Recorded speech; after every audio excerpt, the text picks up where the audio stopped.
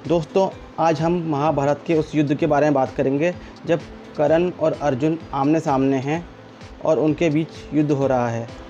कौरवों की सेना हार की कगार पर पहुंच चुकी है और कर्ण के पास ऐसा कोई दिव्य अस्त्र नहीं है जिससे वह अर्जुन को मार सके। आज कर्ण को यह भी ज्ञात है कि एक श्राप के कारण कर्ण अपनी गुरु की सारी सिखाई हुई शिक्षा भूल जाएंगे, अर्थात अपने अस्त्र शस्त्र और ब्रह्मास्त्र का ज्ञान भी उन्हें आज नहीं रहेगा।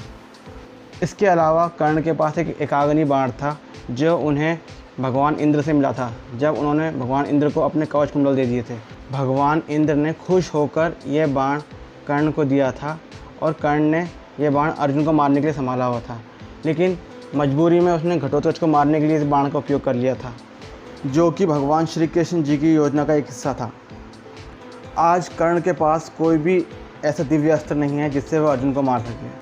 आज उसके पास सिर्फ उसका बाहुबल है। दूसरी तरफ अर्जुन है जिसके सारथी स्वयं नारायण हैं और जिसके रथ के ऊपर स्वयं हनुमान जी का वास है, और भगवान नारायण के आदेश पर अर्जुन के रथ के पहिए श्री शेषनाग जी ने जकड़ रखे हैं। आज सुदर्शन चक्र को छोड़कर कोई भी ऐसा अस्त्र या शस्त्र नहीं है जो अर्जुन के पास ना हो। इसका अर्थ यह है कि आज कर्ण की मृत्यु निश्चित है और यह बात कर्ण को भी ज्ञात है। लेकिन तभी एक सुनहरा अवसर कर्ण के पास आता है जिससे वह अर्जुन को मार सकता था और विजयश्री को अपने नाम कर सकता था। जब कर्ण अर्जुन पर वार करने के लिए अपने तरकश से तीर निकालते हैं तो उनके हाथ में एक सर्प आ जाता है।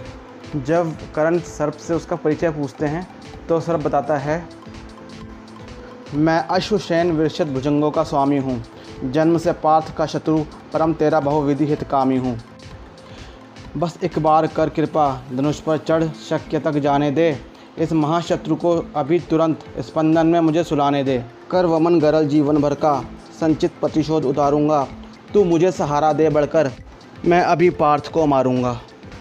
अर्थात ये सांप जिसका नाम अश्वसेन है, ये कर्ण को बताता है कि जब पांडवों को बंटवारे में खांडव परस मिला था तो ये घना जंगल था जिसमें जानवर ही जानवर रहते थे।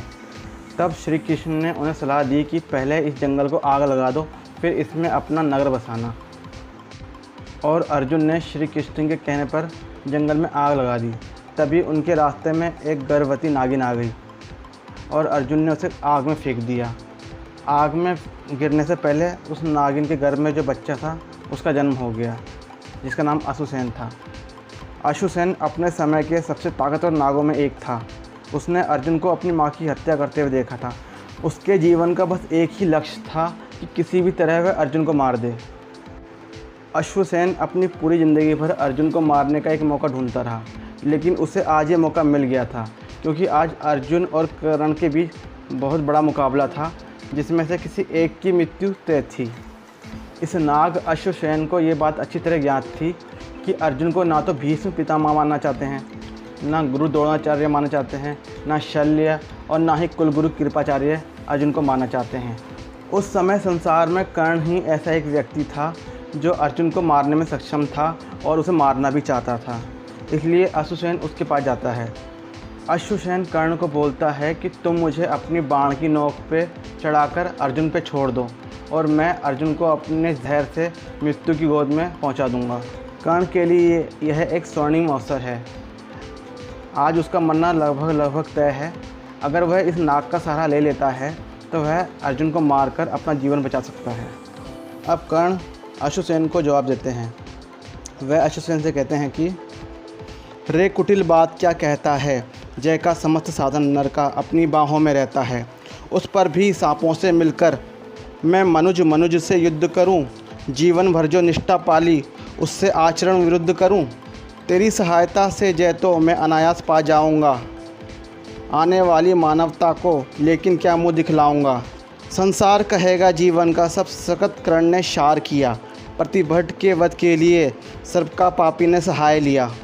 रे अश्वसेन तेरे अनेक वंशज हैं, छिपे नरों में भी, सीमित वन में ही नहीं बहुत बसते पुरग्राम घरों में भी। ये नर भुजंग मानवता का पथ कठिन बहुत कर देते हैं, प्रतिबद्ध के वध के लिए निज सहाय सर्प का लेते हैं। ऐसा ना हो इन सर्पों में मेरा भी उज्जवल नाम चढ़े, पाकर मेरा आदर्श और कुछ नरता का ये पाप बढ़े। अर्जुन है मेरा शत्रु, किंतु वह सर्प नहीं नर ही तो है। संघर्ष सनातन नहीं, शत्रुता इस जीवन भर ही तो है। अगला जीवन किस लिए भला, तब हो द्वेषांध बिगाड़ूं मैं।